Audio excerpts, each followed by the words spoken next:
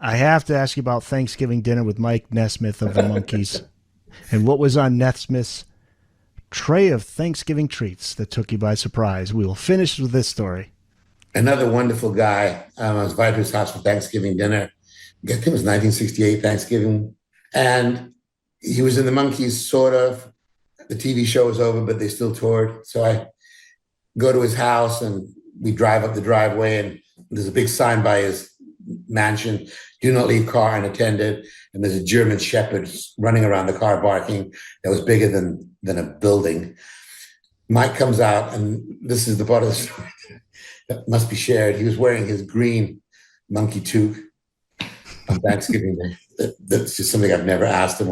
He took it off after a while, but he wore it when he greeted us. And he spoke to the dog in German, and the dog sat down, and we got out of the car. And we had dinner, and I thought it was his wife, but it wasn't. It was his living girlfriend, Joanne. He wrote that great song. Her name was Joanne. Beautiful song, his best song.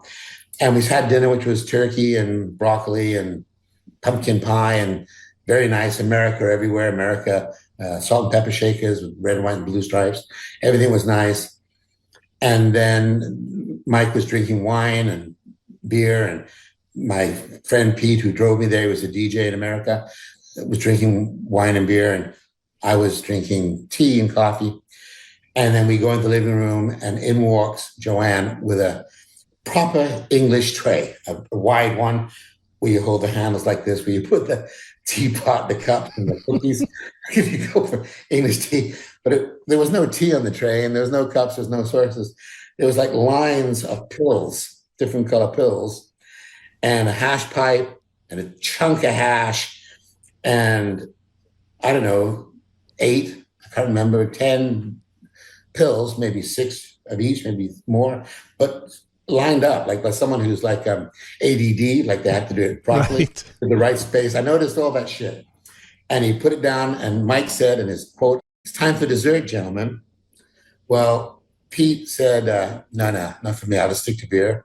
And I said, "I could have another cup of coffee, please." Another cup of coffee. And they lit the pipe. And even though I didn't smoke pot or hash back then, I just always loved the smell. It was never like an offensive smell to me. So the I hear room, you. I'm the same way. Yeah.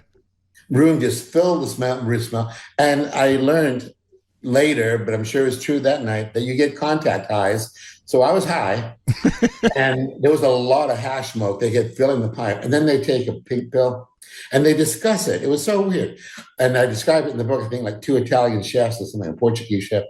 Well, if we take, and they knew the names, if we take, I'm making these names up, if we take andropline and melaline and wait 10 minutes and then take a duladada, it should be great. Oh, Oh, Mike. Mike. She takes an andropline and melaline, and then 10 minutes later, this ADD lady takes the doodle. But they never really got stupid. They just were normally, I guess, stoned. And he was so nice. And so they did a lot of drugs. I didn't do any, did a lot of drugs. And then Mike brings out 2 guitars, and he said, "Play me something." So I played him New York's Close Tonight, and he played me different drum. And he played me Joanne, and he played me some Monkee songs. And it went on for an hour and a half. Then I taught him I remember I taught him how to Play with Fire, the Stone song, E minor, D, C, F. He was really happy to learn that.